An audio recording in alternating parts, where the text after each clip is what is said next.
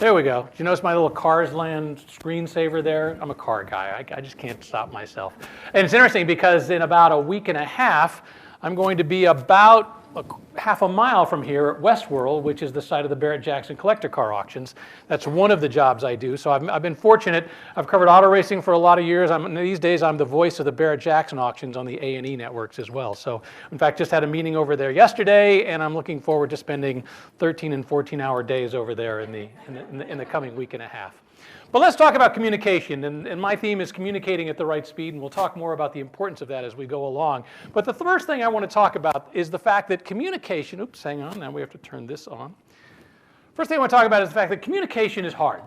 Do we have any mathematicians here? Anybody who was at least a math major? There, one guy, okay, there's always one in the group, I would like to point that out. This is called de Moivre's theorem, and de Moivre's theorem is used to connect complex numbers in trigonometry. And as I point out, if you know more about that than me, you're much smarter. I have a master's degree in media management. I barely got through quantitative research. I literally know almost nothing about this. But what I do know about this, which is interesting, is that if you plug numbers into this theorem today, you'll get a result. And if you plug numbers into this a week from now, the same numbers, a year from now, 2 years, to 100 years from now, you will get the same result. Communication, unfortunately, is completely different. So let's say that we have a group of people 2 years ago, we put them in a room, they collaborated, they innovated, they did a great job communicating, they had this project that they did, and they did a great job on it. They pumped it out, everybody was happy, they all went off and did their own thing. 2 years later, you decide, hey, I want to do another project, I want to get the same group of people to get together today, right? Well, first off, you can't get them together today, right? Half of them are virtual, some of them are in the room, and the people who come together are different, even though they're the same people, right? Somebody had a baby, somebody got divorced, somebody had inherited some money, somebody's about to retire, so there's all kinds of, so even though the mathematic theorem looks so hard, it's easier than communication because people change, right? We're human. There's always those human elements that come into it. So if communication is so hard, well, why do we want to work so hard at it? Well, the numbers are really easy to figure out. I mean, this was a study that was done a number of years ago, and it talked about the fact that 80%, think of that, 80% believe their biggest problem in their workplace is poor communication. 80%. And of those, 63% say they want to quit because of poor communication. That's it, just communication. They're not talking about all the other aspects of their job, not having the tools, not having the office, not having virtual, whatever it may be. All they're talking about is poor communication. And during the pandemic, I will say, I did a survey of workplaces during the pandemic, and I was intrigued to find out that during the pandemic, a lot of people felt that communication was at least as good, if not better than it was before. I was really impressed about that. The reason being, I think, in many ways, is because everybody was trying so hard, right? It was something new. Suddenly we had to figure out Zoom. People were really working at it. Now, depending upon how you look at that, it's the honeymoon phase where we're trying really hard. And now here we are 2 years later, and we're entering that phase where it's now the new normal, right? Where you've got some people remote, some people. And how do we figure out how to work that hybrid workplace? How do we work communication in the hybrid workplace? Because frankly, it's going to be more critical than ever. There was research before the pandemic that showed remote workers always felt more isolated. They always felt more isolated. Is that going to change in the new work environment? Maybe, it's hard to say. It depends upon how the managers and how the people they work with relate to that. There's a study that just came out this past year that looked at healthcare workers, and this is really interesting. It looked at what was going on in a healthcare setting, and specifically dealing with COVID. It was a group of Yale doctors who did this survey. And it was pretty comprehensive. And one of the things they were able to do was break down the impact of improved communication. And in this one study, they found that just a simple 1% increase in communication resulted in a 9% reduction in stress. More importantly, it was a 19% reduction in burnout. All you have to do is increase communication that much, and you reduce stress, and most importantly, you reduce burnout. Which, think about that, that is so critical in a hospital setting, but it's also so critical in all of the worlds that we work within. How can we reduce that stress So the employees these days want to stay, and we're in the middle of the Great Resignation, right? Do you want to give employees any more reasons to quit? If you give them the reason of poor communication to quit, trust me, they're going to move on right now. And they're going to find some place where they are going to communicate. All right, those are the numbers. I don't like to get too caught up in numbers. I would much rather tell a nice, fun story. And the story I'm going to tell is about the Indianapolis 500. Most people know what it is. It's called the greatest spectacle in racing. It's been run since 1911. This guy right here was the very first winner of the Indy 500. Don't you love that car? It's called the Marmon Wasp. The wheels aren't actually tilted. It's called a focal plane shutter, the way the picture was taken. But this was the guy who won the very first race. His name is Ray Haroon. And I want to show you something. This is what the race looked like. This is film of the 1911 race. Now you got to remember, they had just paved the Indianapolis Motor Speedway, but they paved it with bricks. Can you imagine spending 6 hours and 45 minutes driving over bricks, which is exactly what they had to do? Look at the dust, the smoke. What a miserable experience it must have been. But this guy right here, Ray Haroon, managed to pull it off. 75 miles an hour, that was the average speed. And by the way, Ray Haroon is credited with inventing something that I'm hoping that you use every single time you drive a car. You see, if you look back at that video a moment ago, you might have noticed that almost every car had two people in the car. They had both the driver and what was called a riding mechanic. And the riding mechanic's job was actually to work on the car. They had to pump up the oil pressure, do various things. And the other significant thing the riding mechanic had to do was look around, see where the other guys were. So Ray Haroon, in building the Marmon Wasp, came up with this great idea. He would make a lighter car, get rid of the riding mechanic. There's just one problem. He wouldn't know where all the other cars were around him, right? So if you look in the middle of the car, the number 32, go up. There's a little spindly thing, a triangular thing sitting up on top there. That is the first recorded use of a rear view mirror in a car. By the way, Ray Haroon says he couldn't see a darn thing with that mirror. He said those spindly little legs shook. He says it was miserable. He couldn't see. He had no idea where anybody was that day. But once again, 6 hours, 45 minutes, an average of 75 miles an hour. He won the race and is remembered to this day as the winner of the very first race. And the Indy 500 has made some people very, very famous. This guy right here, A.J. Foyt, has won the race 4 times. He was the first 4-time winner. He also went on to win the 24 Hours of Le Mans, Daytona 500, one of America's greatest race car drivers. There's Mario Andretti. Mario Andretti only won the race once. But he also won the Formula One World Championship. He also won the Daytona 500. And everybody remembers when Mario Andretti won the Indy 500. Then there's this guy right here, Elio Castroneves, who won this last year's Indy 500. And in doing so, joined A.J. Foyt and 2 other people as one of the only 4-time winners of the race. You see now he's holding up 4 fingers? It's a very exclusive club. All right, how many people know this guy, Elio Castroneves, because he won the Indy 500 this past year? All right. How many people know Elio Castroneves because he won Dancing with the Stars? Right? It just shows that race car drivers are true athletes, and some of them have great rhythm. And Elio Castroneves is one of them. But, you know, for everybody that you remember from the Indy 500, there's plenty of people you don't remember. And this guy's a perfect example. His name is Lloyd Ruby. Lloyd Ruby is considered by many people to be the greatest IndyCar driver who never won the Indy 500. In fact, his nickname is Hard Luck Lloyd. Not a nickname you want, right? You want somebody calling you Hard Luck Rick? Nah, I don't think so. Because something always went wrong. And this picture is a perfect example. This is 1969. Lloyd Ruby, late in the race, is leading the race. He comes in for a pit stop. You know, that's where they put on new tires, they put fuel in the car, do any adjustments that are necessary, and then they send him back out to the race.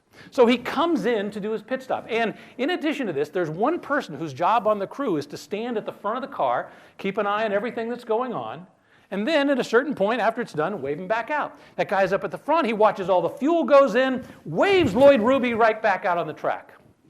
It's just one problem. They hadn't finished fueling the car. And the fuel rig was actually plugged into the side of the car. When he pulled away, it ripped open the side of the car. All the fuel poured onto pit lane, and Lloyd Ruby's day was done. All because of a communication failure in the pits that day. They didn't communicate properly. By the way, do you know who won the 1969 Indy 500? Mario Andretti. Who do we remember to this day? Mario Andretti, exactly. Then there's this guy right here, J.R. Hildebrand. J.R. Hildebrand was 24 years old in 2011. And they call the Indy 500 the Memorial Day Classic. It's always run on Memorial Day. And so this was the perfect alignment. Young American, his sponsorship was the National Guard. He was driving for a team that had finished second the 2 previous years. They thought, this is going to be great. And sure enough, towards the end of the race, the very last lap, he is actually leading the race. This rookie is about to become the first American rookie since 1928 to win the Indy 500. He's got 1 lap to go. And this happens. Through the final 2 corners, J.R. Hildebrand. Careful of traffic. He's got to get around the lap. Traffic. 100 years. No! He hit the wall. Just like Thomas Schechter. Keep your foot on the gas. Dan Weldon is going to win the race. Yeah, Dan! That is unbelievable. By the way, watch these people right here. See those people right there? That was his team. They thought they had won the race. They didn't even know their driver had crashed. Now, I was at that race that day. I was part of the broadcast team. In fact, I was in his pit when that happened. And I was talking with the team afterwards. I'm like, so what went wrong? What could you have done better? And they said that that day, J.R. Hildebrand, once again, he's a rookie. And when you've got a rookie on your crew, what do, right? You communicate with them a little more. You coach them a little bit more. In the Indy 500, they have what are called spotters. And each driver will have 2 spotters, one at 2 ends of the track because it's 2.5 miles around. It's really big. And the spotter's job is to go, there's a car ahead of you, there's a car beside you, there's a car behind you, somebody's going to pass you. As he came into the very last turn of the 500 miles, there was a slow car running out of fuel right ahead of him. Now, the second place car was about 10 seconds back, 5 seconds back. Wasn't going to pass him.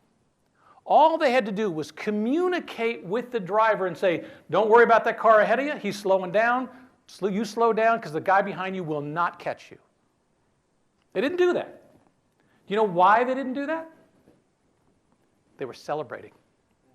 They were up in the stands going, yeah, I can't believe our driver's going to win. They stopped communicating to their driver right at the most critical moment.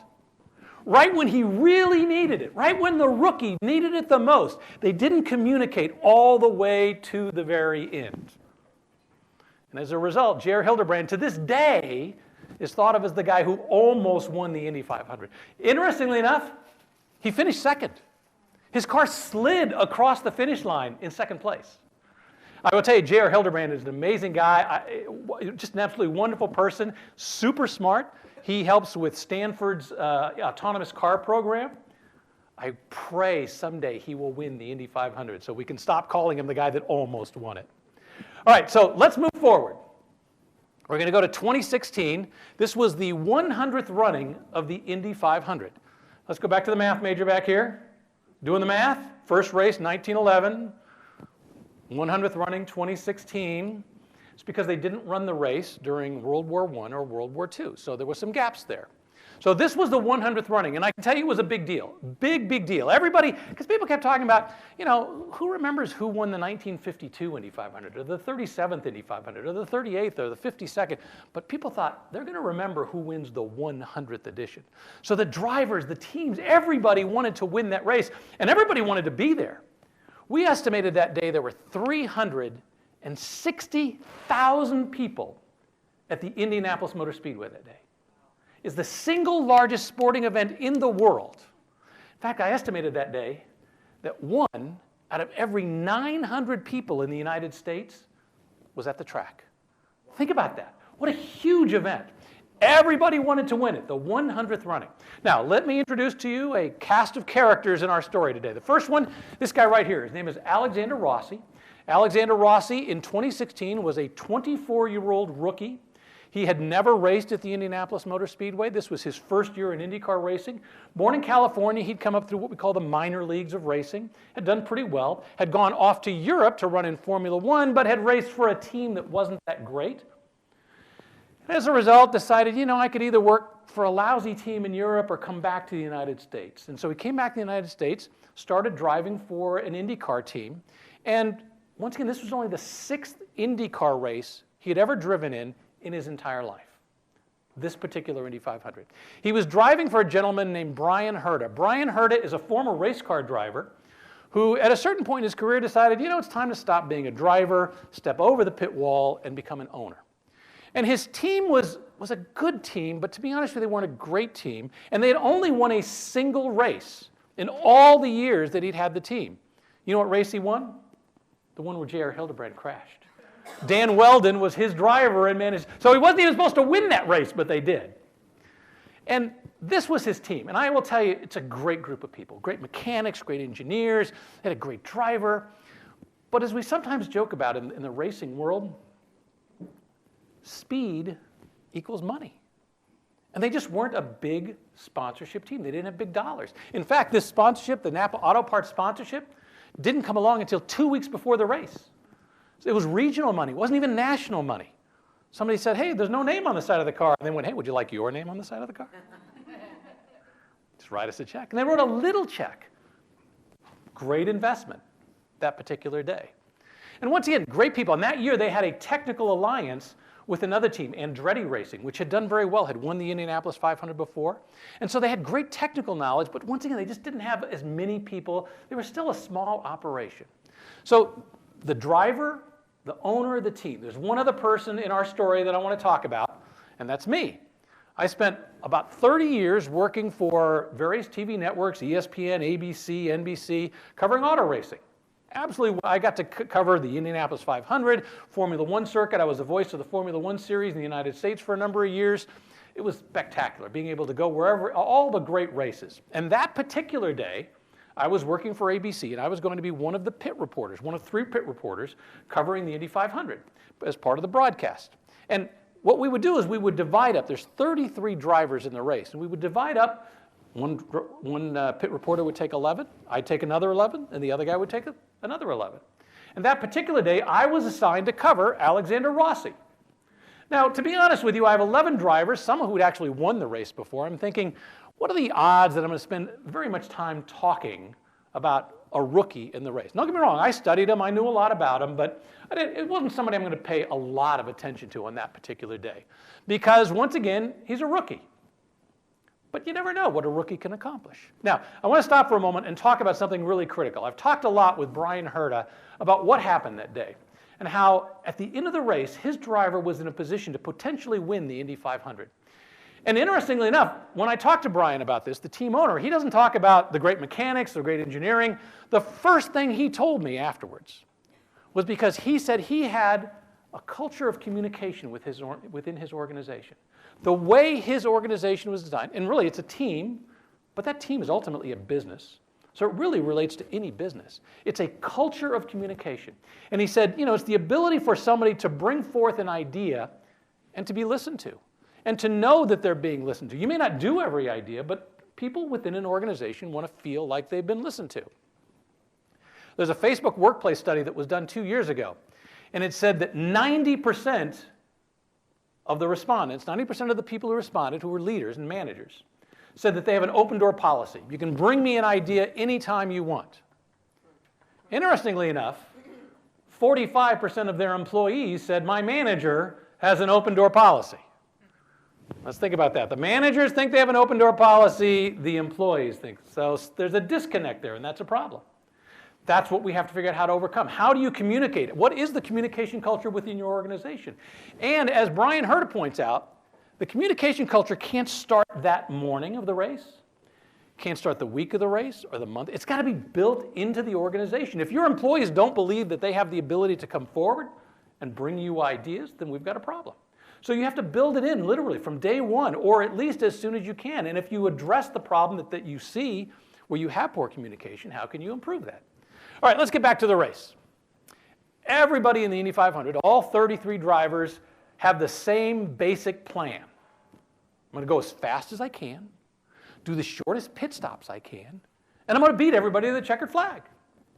I can tell you it never happens that way. I have covered Indy 500 after Indy 500 where all kinds of crazy things have happened. People who I thought were never going to win somehow pulled it off. And that day, Alexander Rossi, even though he was very fast, had some problems. And his problems happened in the pit stops. Now, the good news is it wasn't nearly as bad as Hard Luck Lloyd, right?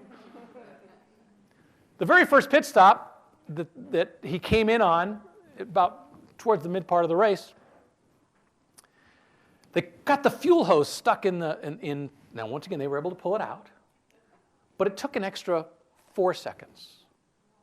The second time he came in after that, it took an extra 10 seconds. Now, some people could say, well, 10 seconds, I mean, it's only 10 seconds. The race is going to last 3.5 hours, right? But here's the thing.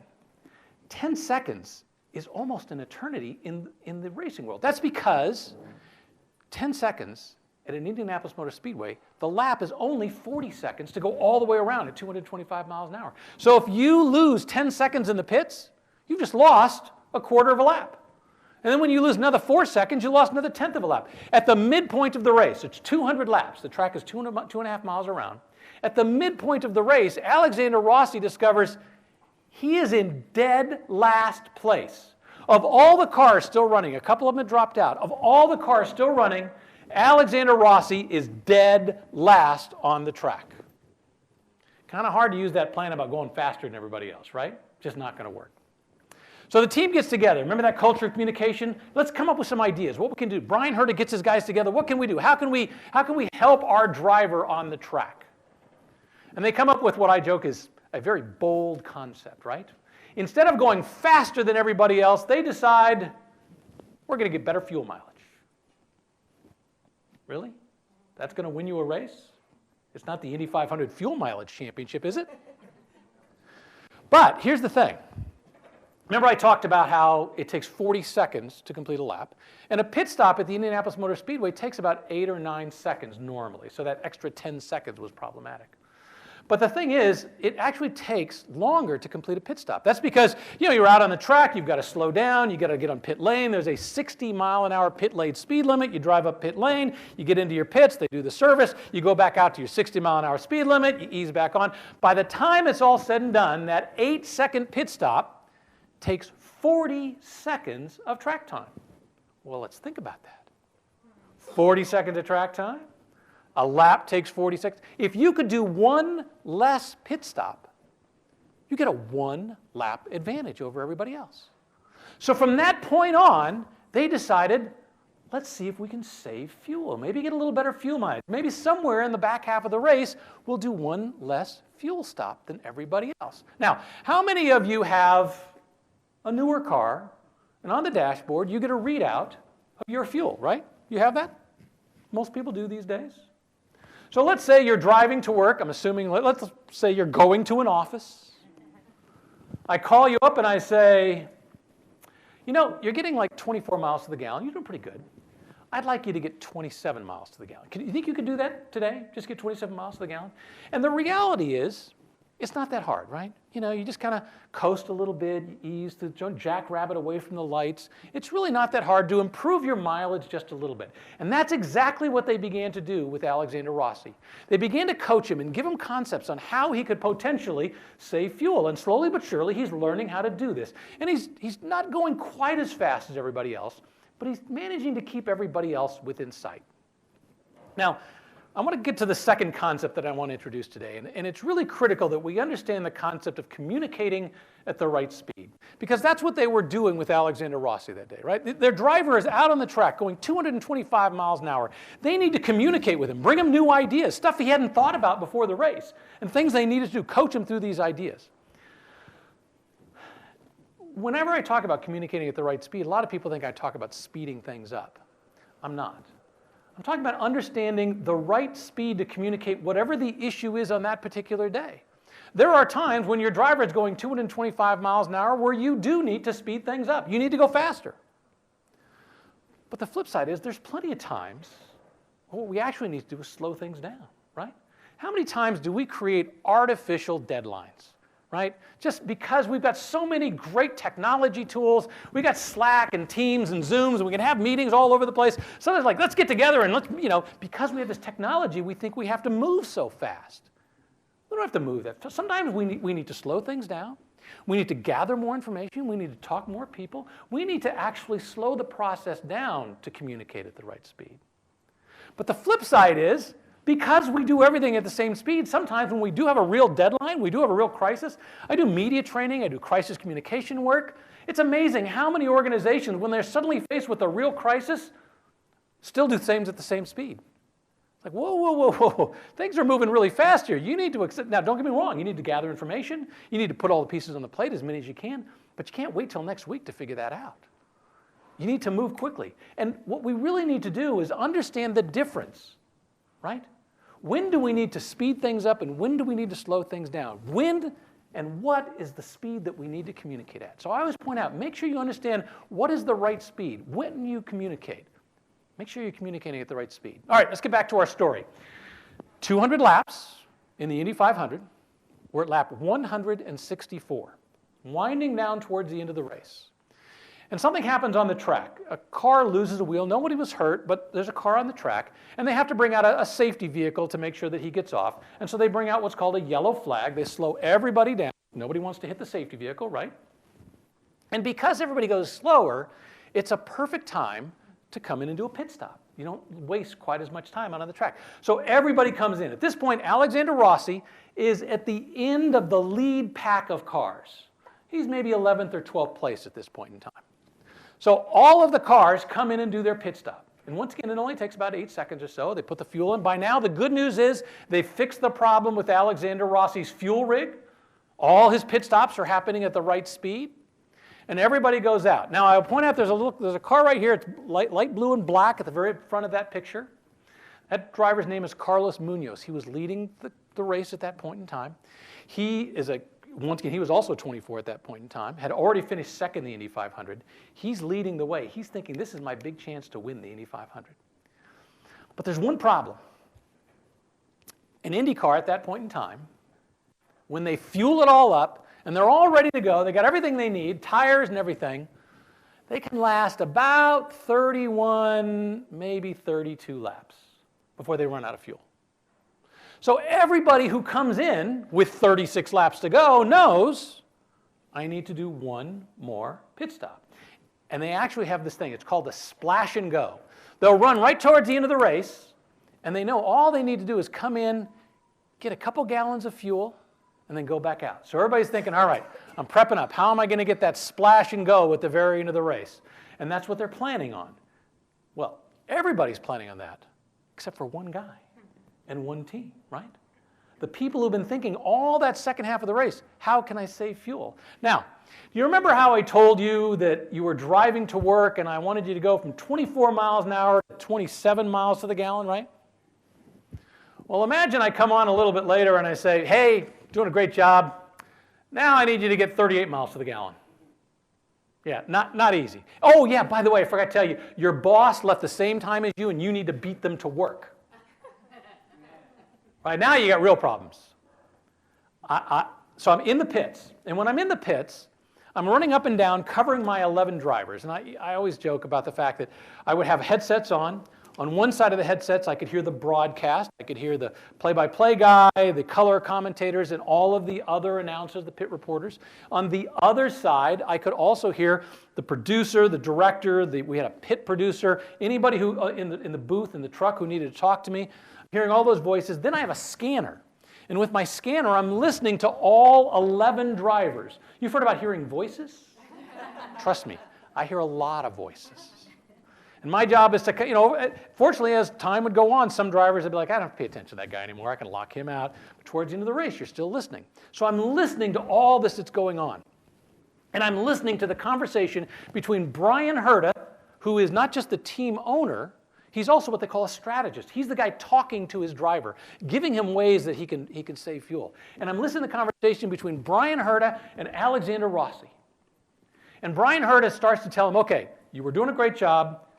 I need you to save this much fuel. And they give him a number that he has to hit.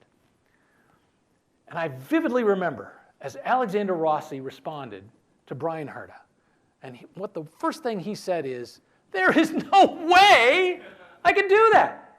It's impossible. You cannot expect me to save that much fuel and possibly win this race. And what they did with Alexander Rossi that day, what Brian Herta did, was they coached him. They figured out what the strategies were. They continued to work with him. They gave him ideas. Once again, you're going 225 miles an hour as a driver. You're a little busy. You need other people to figure out what the strategy is and then communicate that to you. And that's the next point I want to make. It is critical that we communicate what the strategy is in organizations. How many of you have worked for an organization where you're going along, you're doing something, everything's great, and then one day somebody comes up and says, oh, didn't you hear? We don't do it that way anymore. Didn't you get the memo? I worked for a major corporation that had a social media policy, right? It was a big rollout. We had meetings. We had to sign these documents saying that we understood. Year and a half later, I'm still doing things the same way. Somebody comes up and says, oh, we don't do it that way anymore. Where was the meeting? What was the thing I had to sign off on? If you don't communicate the strategy, how are your people? And there's plenty of research. There was one research project that was done about 6 years ago that showed 61% of the people in an organization don't know what the mission statement of that organization is. And of those 39% who know what it is, 57% don't buy into it. You got a problem, right? If the people within your organization don't understand what the strategy is, then you've got a problem in communicating it, and you've got the problem with your people following through. How can you innovate if you don't communicate the strategy?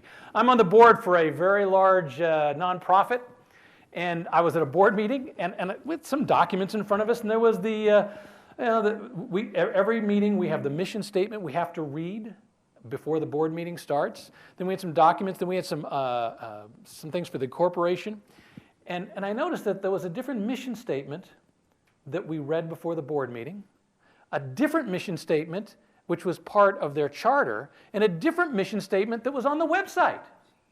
And the guy who's the executive director who's sitting next to me says, yeah, I don't use any of those three. I got another one I use. Can you imagine working for that organization? Gee, what's my mission statement today? Should I go door number one, door number two? You don't know where to go. The people have to know what the strategy is, where you're going. That's what they did with Alexander Rossi. As frustrating as it was for Alexander Rossi, they figured out what the strategy was, and most importantly, they stuck with it. Now, I will tell you, any organization has to change strategy. If you as an organization are doing the same thing today that you were doing 10 years ago, you're in big trouble, right? These days, you can't even be doing the same thing you were doing a year ago. The strategy has to change. Communicating the strategy is critical. All right, let's move forward in the race. Alexander Rossi is out there, desperately trying to figure out how to save fuel. Once again, they're coaching him. They're giving him ideas. They're telling him how he can move behind a car and draft, save a little fuel here. They've got all these ideas. And then something amazing happens. Alexander Rossi figures a way to save even more fuel than he thought he could. Now, the interesting thing is, if Alexander Rossi was here, speaking to all of you, and I had the chance to interview him, and I'd say, Alexander, will you please tell these nice people what you did that day, how you pulled it off? You know what he'd tell you? I'm not telling you. Because he's convinced that someday he's going to have to do it again. So for Alexander Rossi, it's his top secret. He's waiting for the day when he gets to use it again. But the amazing thing was he begins to slowly but surely save enough fuel to potentially be in a position to win the race. Potentially. Let's go back to towards the end of the race, lap 196. Remember I mentioned there were 11 cars ahead of Alexander Rossi. Slowly but surely, they all begin to come in for that splash and go. Get just a couple gallons of fuel, get back out on the track. The very last car to come in is Carlos Munoz, that 24-year-old who was leading the race. Lap 196, Carlos Munoz comes in, gets his splash, goes back out and thinks, I have won the race. Because there's only one car left on the track ahead of me who hasn't pitted, and of course he's going to come in and pit. But Alexander Rossi's plan was not to pit. They were going to keep going. With 2 laps to go, in the middle of the broadcast, we don't even have time to get the interview in. I went up to Alexander Rossi's crew chief, his strategist, Brian Herta, the team owner. And it's loud, noisy and everything. And I look at Brian, I'm like, Brian, can your driver go the distance? Can he finish the race? And Brian Herta looks at me, and he gives me the universal sign for maybe. I mean, literally, that's what he did. And I'm like, okay, this is questionable.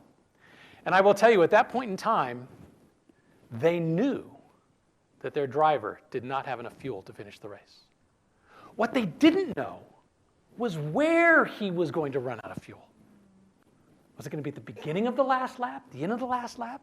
So let's go to the very last lap of the race. This is what the Indianapolis Motor Speedway looks like. We call it an oval, but in reality it's a rectangle. And they don't have fancy names for the turns. They just call it turn 1, turn 2, turn 3, turn 4. So they start the very last lap of the race. Alexander Rossi is leading. He has a 20-second lead over second place. Now, second place is driving at 225 miles an hour. Alexander Rossi is doing 205 miles an hour. So the guy's catching him like this. He goes through turn number 1. Alexander Rossi is fully under power. Just sounds exactly the way an Indy car is supposed to sound. Carlos Munoz desperately chasing him. They go through turn number 2, same sound. Gets all the way around to turn 3. As he comes out of turn 3, he is basically a mile from the finish line of the Indy 500. He runs out of fuel. His team, with the strategy, the communications, put in the position to potentially win the race, and they said instead of going, it just went whoosh. The sound of tires rolling on asphalt. An electric car without an electric engine. But here's the thing. When you're going 200 miles an hour, it's amazing how far and how fast you can coast. Alexander Rossi coasted over the finish line and won the 100th running of the Indianapolis 500, the first American rookie since 1928 to win the race. Carlos Munoz, 5 seconds behind. But it's not the Indianapolis 500 and 500 yards, right? It's another 100 yards, he very likely would have lost the race. That much. All because of what they did that day that put their driver in a situation to potentially win the race. And one of the great things about being down in the pits is I'm the guy that gets to go up to the winning team and go, wow, how did that happen? Ryan Herta, you won with Dan Weldon this way a few years ago. Now you've come back with Alexander Rossi. You've taken a rookie to the win here at the Indy 500. How did you do it? You know what? Everything has to go right here.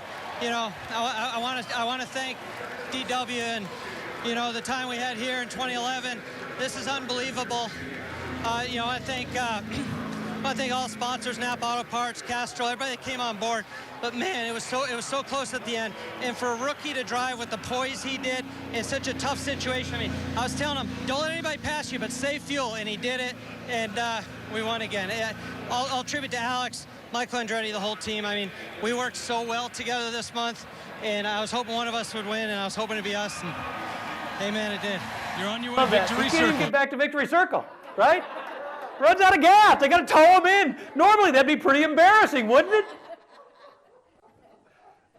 He wins the race. It's absolutely amazing. I love this picture. Now, this picture is what happens at the end of the race. You're standing there. They put the wreath around you. They give you a bottle of milk. Does anybody know about the tradition of milk at Indianapolis? So all the winners get a bottle of milk. It goes back to 1937. This one particular driver, Louis Mayer, who decided, and it's always amazing to me, his mother said, it'd be very refreshing if you drank buttermilk at the end of the race. He drinks buttermilk. Can you imagine drinking buttermilk?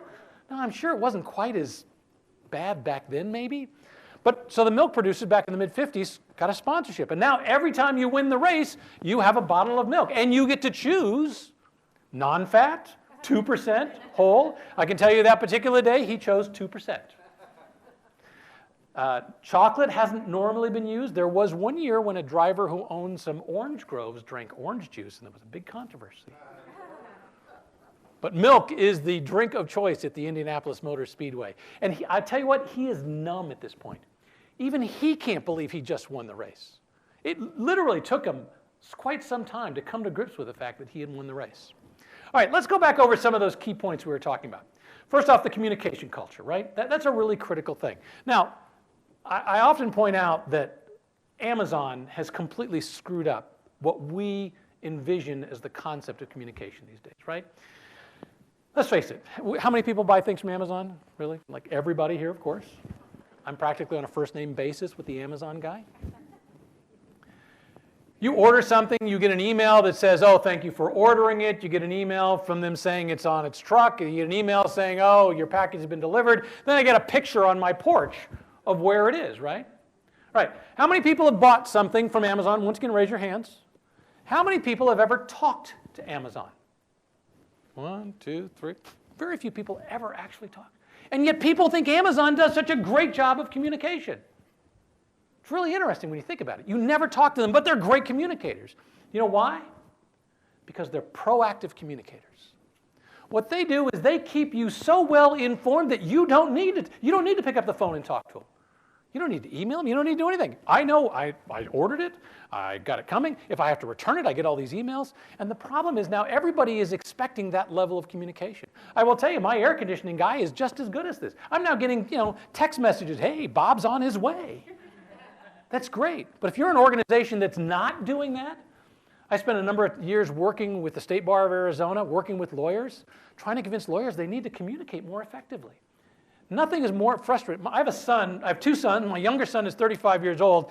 If you have on your message machine, I'll get back to you within 24 or 48 hours, he's done with you. Right? That used to be the norm. I'll get back to you within a business day. They don't want that. They want this. They want somebody who's going to be there right away. And we have to accept the fact that communication in a business environment has changed. Now let's go back to communicating at the right speed. It doesn't mean that you always have to respond with everything you've got. You can respond and say, hey, look, I don't have all the information for you. How can I get back to you? But you have to be proactive in your communication. If you're reactive, you're behind the curve, and you've got a problem. Let's talk about communicating at the right speed. So in just a couple weeks, as I mentioned, I'm going to be doing the Barrett-Jackson Broadcast. We'll be doing it right over here at Westworld. We'll be doing it for the A&E, the A&E networks. What network am I on this year? The A&E networks, which is History, and a TV network called FYI. And as part of that, I get to be at the events. And the broadcast is an amazing beast unto itself. I can tell you great stories about how we achieved that. But if you haven't been to the Barrett-Jackson auction, how many people have been there? Great. You know about the noise in the room, that cacophony, right? The auctioneers, everything that's going along. This is the guy who's the lead auctioneer. His name is Joseph Mast. Now, they have a whole team of auctioneers, but this is the guy who's responsible for them all. And while you're there, you listen to them. They got this cadence, all this thing they're doing, and things are happening. They sell a car every 2 minutes. 2 minutes. They'll sell a $200,000 car for 2 minutes. And the whole time, Joseph Mast is looking around the room. Now, this is my view from my little perch at the Barrett-Jackson auction. I'm just off to the side of the stage, on the stage. Now, imagine you're Joseph Mast, right? You're the auctioneer. You're responsible for making sure that you can see every bidder in the room. How could you possibly see the guy in the back in the muscle lounge? Almost impossible, right? So what they do is they have bidder assistants. Because before you start bidding, what you want to do is find a bidder assistant to work with you. And then during the auction, you'll stand there and you're there at $100,000. You think, I can do 105, and you'll nod. And the bidder assistant will go, I got it right here! And he's at the back of the room. And some of them have whistles. Some of them have handkerchiefs. They do anything they can. And what they do is like a fire bucket brigade. So that guy right there will scream and yell, and this person who's up on the block, she'll turn to the auctioneer and say, yeah, we got that bid. And they do it like I say, a fire bucket brigade. So they're communicating. They've figured out a way to communicate in the thick of all that crisis and all that chaos to come from the back of the room all the way to the front of the room. And what's really fun is sometimes I've seen the bidder assistants work with 2 bidders at the same time. It's like, okay, I got it here, I got it here, and going back and forth.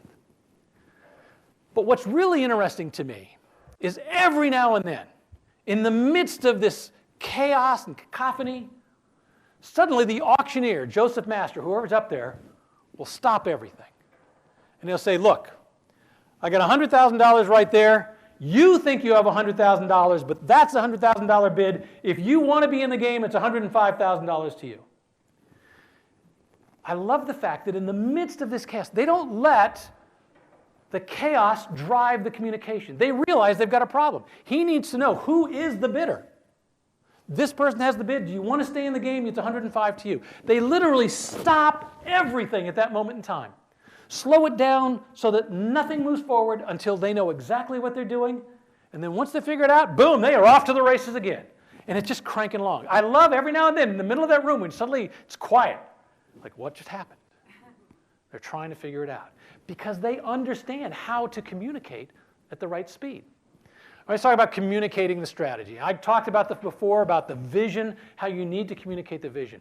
There was a research project that was done just recently by McKinsey & Company, and it looked at people who transition into the CEO role. And over again, what they found with the CEOs who successfully, because they let these people rate themselves. Did you do it successfully? Did you not do it? Let's face it, if you're honest afterwards, maybe you've already left the company. It wasn't that successful. But they found with the CEOs who were successful in transitioning to that role, over and over again, what they pointed out was it was not that they told them what they wanted to do in terms of the business strategy. It's that they got the people to buy into their vision. They communicated what the vision was going to be. And what's really interesting, one of the things they point out in this survey is they talk about the fact that not only is it communicating what we wanted to do, it was communicating what we didn't want to do as well. Because you think about this, sometimes you forget to go, well, this is what we want to achieve, but what do we not want to do? CEOs over and over again, the successful ones, said it was the way they communicated, the vision that they had that allowed the frontline workers to be able to understand. And you think about it, so many organizations have that classic top-down. The CEO says something, the C-suite listens in, and they pass it on to the next level, the senior leaders, who pass it on to the managers, who then pass it on to the frontline workers. Anybody ever play the telephone game? The old telephone game where you start saying something at this end, it works its way to that end. In a lot of areas, that's the way communication works these days, right? Somebody says something over here, and it gets passed through 42 levels, and finally ends up on the front line over here. And it gets a little distorted. And then, the frontline worker discovers, well, that was a great idea, but it doesn't work properly because of this, that, and the other thing. Does the frontline worker then go all the way back up and communicate that up the other way? Communication is a circular process. Communication is not you speaking or somebody speaking something. It's that somebody speaking, somebody listening. It's that circular process. It's important to understand that. All right, let's go back to Alexander Rossi. Once again, I love this. He's still numb at this point in time. By the way, that trophy behind him is called the Borg-Warner Trophy, sponsored by Borg-Warner, a company. The driver has his image of his face that is kind of carved out of silver and put onto the side of that. It's really amazing. He's got the flower wreath. Everything's right there. This is right after he wins the Indy 500. 1 week later, he's at Detroit. And not only are they racing at Detroit, but it's what they call a doubleheader weekend. They've got a race on both Saturday and Sunday. Instead of being an oval like they had at the Indianapolis Motor Speedway, now it's a road course, actually a street course on a place called Belle Isle back then where they were actually racing on the streets. And everything that they did to win the Indy 500, that great fuel strategy, now irrelevant, right? They have to come up with a totally new strategy to win the Saturday race and to win the Sunday race. And I will tell you, ironically, very rarely does the person who win the Indy 500 go on to win this race because it's so hard to regroup. They need to use the same tools, right? They need to use those, communicating the strategy, all those things, communicate the right. They need to use, but they need to do it all over again. They can't rely on the fact that you won last week and I'll win this week. It's not that easy. So I always challenge people. The reality is we're only as good as our last communication. And there's almost always somebody that we owe communication to, right? We all have somebody right now that we owe a communication to, whether on a business or a personal level. Sometimes it's because we don't have all the information. we need to gather a little bit more information. We're just holding them off. Sometimes it's because, we're going to tell them no and we don't really want to do that. Sometimes it's just because they're a jerk and we really don't want to talk to them. So often it's amazing how much stress that causes you. If you're the person, it used to be in the hallways, right? We would be dodging that guy. Oh, Bob's coming. Don't want to see him in the hallway. I'm not going to go to lunch right now because I might run into Bob. You owe somebody communication. You're only as good as your last communication. How many people have an email from their boss from 10 years ago? Well, okay, we got a few. That's not bad. I will tell you, I actually have a memo from my boss from about 40 years ago. So I was doing a live shot. I was working for Channel 12 at the time. We're down at the police station, and I'll never forget it. There was a police officer who had accidentally shot a teenager, and they were having an inquest to determine whether how he should be disciplined. And at noon, we were at the police department, and I said, still no word on the fate of Detective Ed Patterson. And then at 5, they still hadn't come up with a decision. Still no word on the fate of Detective Ed Patterson. 6 o'clock, they still don't have a decision. I'm standing in the same place. Channel 3 is right here. Channel 5 is right here. I just happen to be the first one to go live. I look in the camera, hold my microphone up. I said, still no word on the fate of... Just brain freeze. I mean, I'm like 25 years old, whatever. I'm like... can't remember this guy's name from my life. And the guy who worked for Channel 3 is standing right here. He said, I just wanted to yell it out. I felt so bad for you. Finally, and you think about it, it probably took me 5, maybe 10 seconds to remember his name, right? But this is television news, right? Still no word on the fate of 1, 2, 3, 4, 5, Ed Patterson! So I get back to the TV station that night. Everybody's gone home because I stayed for the inquest hearing. And on my typewriter is a memo from my news director at the time. And it said, there we've seen it, your worst moment in television. It will get better from here.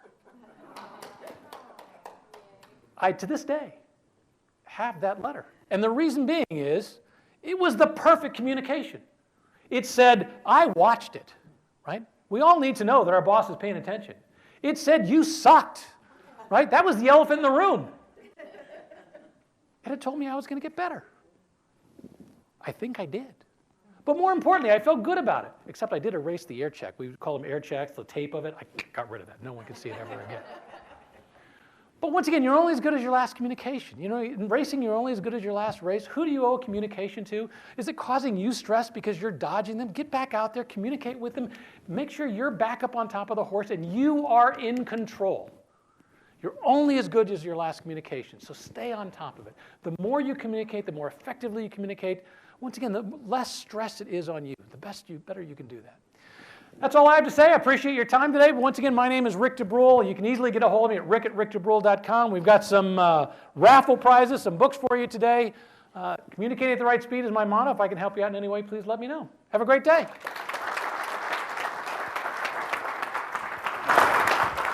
Have a certificate. Oh. So on behalf of MPI Arizona, we are planting a tree in your name. Woo! The Big tree? Little tree? Well, it'll be little. It will grow over time through the National Forest Foundation Forestry. Cool. So thank you so much. Thank you very much. Appreciate it. Thank you.